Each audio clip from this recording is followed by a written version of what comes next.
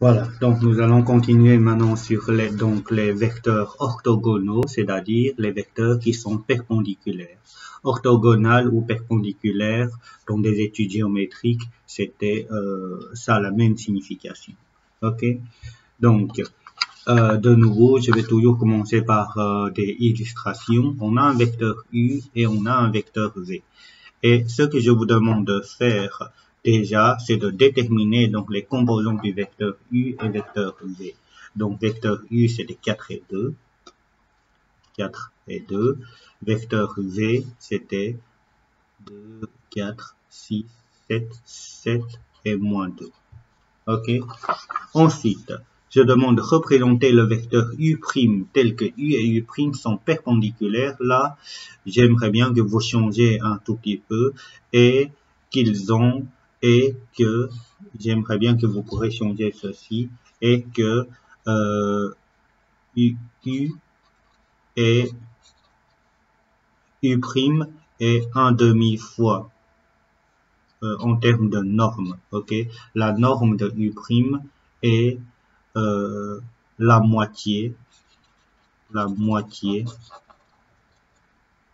de la norme de U. Ok, normalement je voulais qu'ils ont la même norme, mais je constate que là aussi on demande la même norme pour que ça change un tout petit peu. Donc je demande que la moitié. Donc on va essayer de tracer un vecteur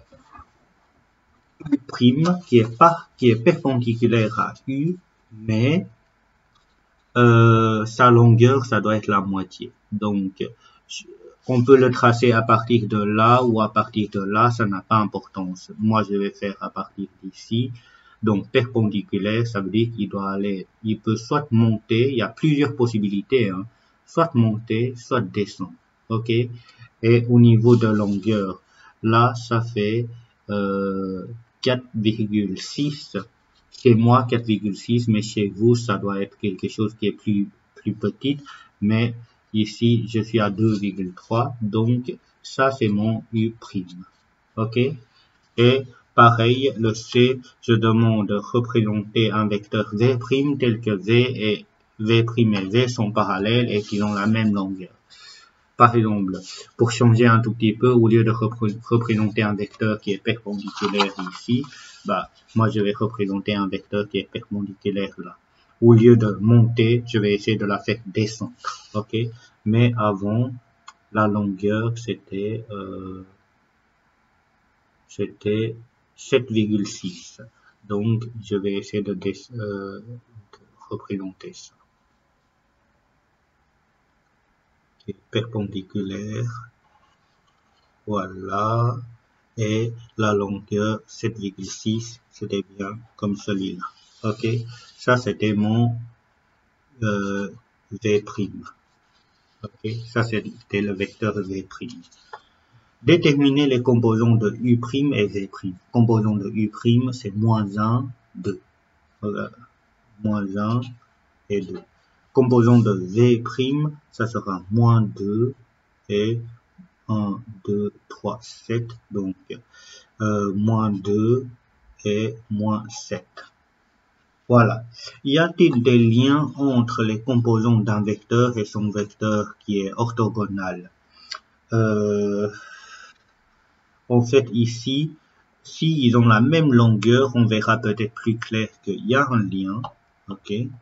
Le 7 qui est là, il va devenir ici. Le 2 qui est là, il va devenir là. Et une des deux, il y a un changement de signe. Le 7 est devenu -7. Donc, voilà. Ce genre de lien-là, c'était pas tout à fait évident à observer. Et j'avoue que je suis pas sûr si ça marche tout le temps. Avec un exemple, je peux pas être sûr. Mais il faut plusieurs exemples. Donc, et ici, qu'est-ce qu'on voit? Par exemple, le 4 et le 2. Comme ici, le 7, je fais le lien avec -7, le 4, je fais le lien avec le 2, c'est comme si je fais diviser par 2, ok. Et le 2, je fais le lien avec le -1, je fais diviser par 2 et je change de signe. Donc, ce n'est pas évident à observer les liens juste avec les composants. C'est pour ça que il faut que je vous je vous montre une formule à la page suivante, je crois. Je dois vous montrer une formule à la page suivante. Et déjà ici. Et ensuite, on va répondre à la question F. Donc, en réalité, c'était pas tout à fait évident du tout. OK? Donc, pas évident de voir.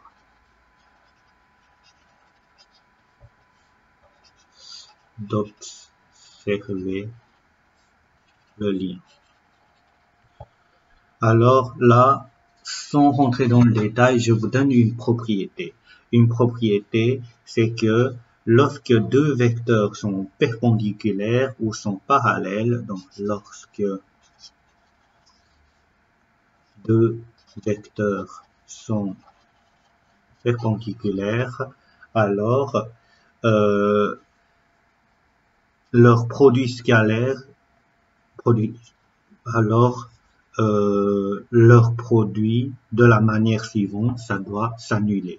Quand je fais la somme des composants, oui, allez, je vais dire comme ça. Donc, lorsque deux vecteurs sont perpendiculaires, dans ce cas-là, la somme des composants, la somme des produits des composants doivent s'annuler. C'est-à-dire, si je fais la somme des produits de U et de U', ok, la somme des produits, donc je dois faire 4 fois moins 1. Donc, ça, 4 fois moins 1, plus 2 fois 2. Ça, qu'est-ce qu'on observe? On observe qu'on a moins 4 plus 4, ça fait 0. Ok, donc, deuxième exemple, V et V'. Donc, la somme des produits, donc 7 fois moins 2, plus, ok, 7 fois moins 2, puisque je dois faire x fois x plus y fois y, c'est-à-dire moins 2 fois moins 7. Là, j'aurai moins 14, là, j'aurai 14, quand je fais la somme des deux, c'était égal à 0. Ok? Donc, lorsque deux vecteurs sont perpendiculaires, dans ce cas-là, la somme des produits des x et des y doivent s'annuler. Ça, c'était une propriété qu'on utilise pour vérifier si les vecteurs sont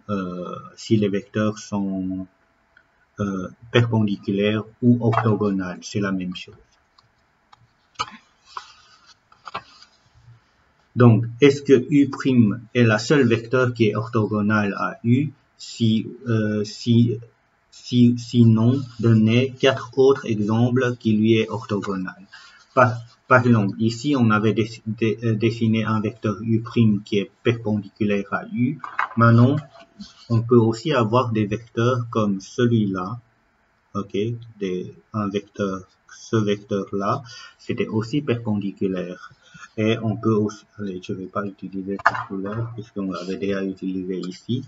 Cette vecteur-là, en fait, c'était aussi perpendiculaire. Maintenant, un autre vecteur, cela pourrait être celui-là, c'était aussi perpendiculaire. Et même celui-là, je le fais ici, même celui-là, ok, c'était aussi un vecteur qui est perpendiculaire à U. En réalité, lorsque j'ai un vecteur, il y a une infinité de vecteurs qui lui est perpendiculaire. Donc, sinon, donner 4 autres vecteurs qui sont orthogonales à U. Donc là, voir le dessin. On va pas trop tarder là-dedans. Voilà. Ça, c'est une dernière propriété que vous devez retenir qui permet de vérifier si deux vecteurs sont perpendiculaires. Avant de continuer, un petit rappel. On avait ici, avant de voir la perpendicularité, nous avons aussi vu les vecteurs qui sont parallèles.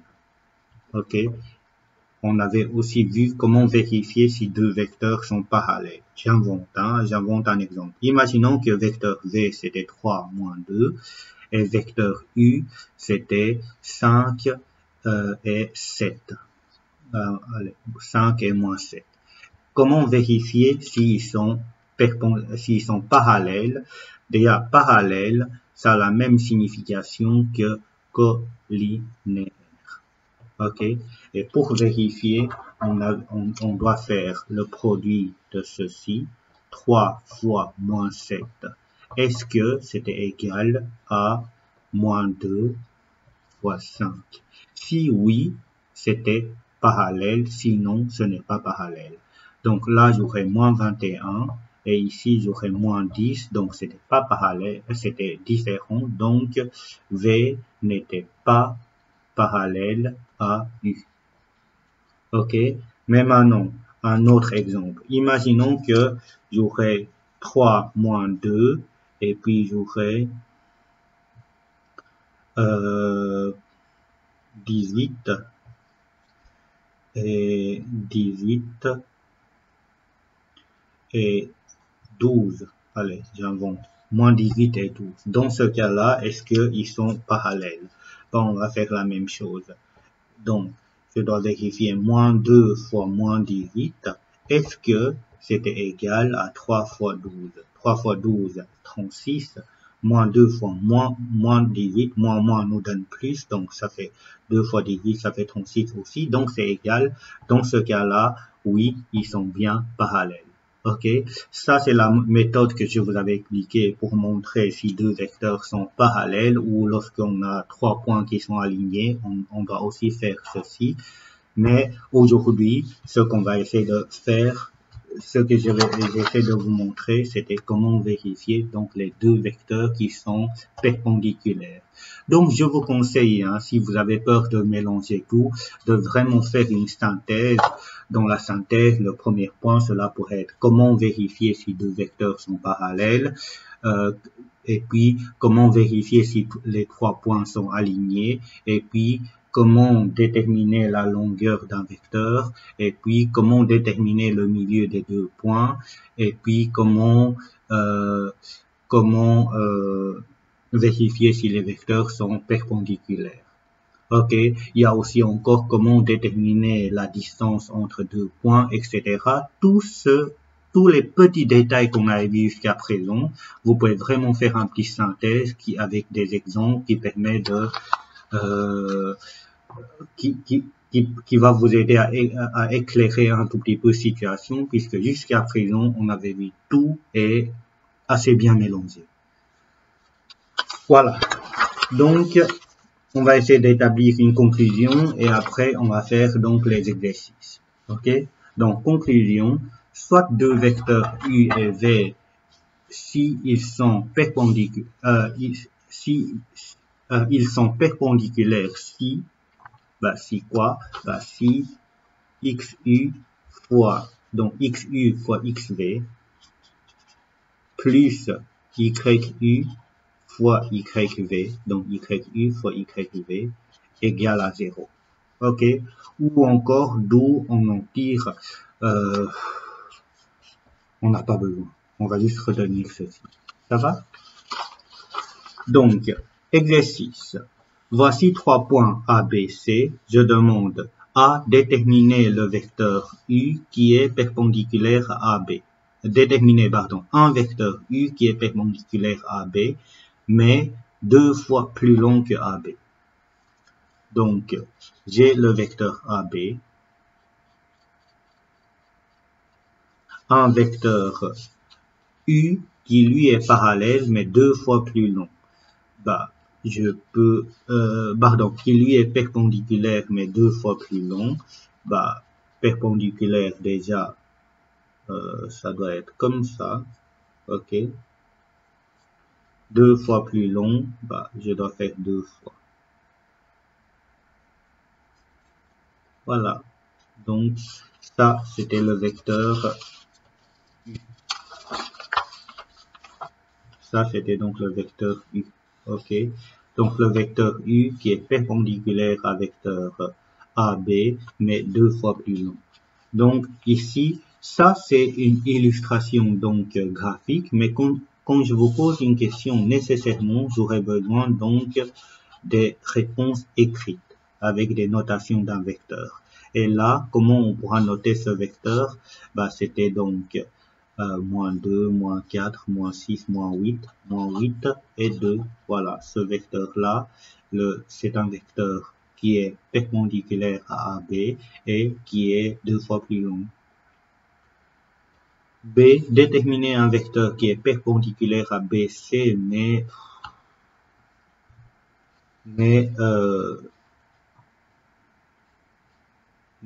U, wow. Là, je pense que j'avais fait trop vite des copier-coller et je me suis trompé au niveau de l'énoncé. Là, ça doit être, je vais prendre une autre couleur. Là, ça doit être V. Allez, je barre ceci, je remets. Je voulais trouver un vecteur V qui est perpendiculaire à BC et je voulais que la norme du vecteur V est égale à 1/3 de la norme de vecteur BC. Ok, c'est ça que je veux. Et de nouveau, on peut faire ça à l'aide du graphique BC. Donc, le vecteur BC. Voilà. Et un vecteur V qui lui est perpendiculaire. Je pars de là. Et je voulais que ça soit 1/3. En tout, ça fait, en termes de longueur, ça fait donc 6,6. Donc 1/3 de 6,6, ça fait, chez moi c'est 6,6, puisque mes feuilles sont arrondies sur des A3, mais chez vous ce n'était pas nécessairement 6 sur 6, mais moi ici je dois faire 6, comme c'était 1/3, je dois faire 6 sur 6,6 divisé par 3, ça fait 2,2. Donc 2,2, j'arrive à ici. Ok, donc là, la différence par rapport à celui-là, c'est que j'ai pas quelque chose exact. Ok, on n'a pas quelque chose qui est exact.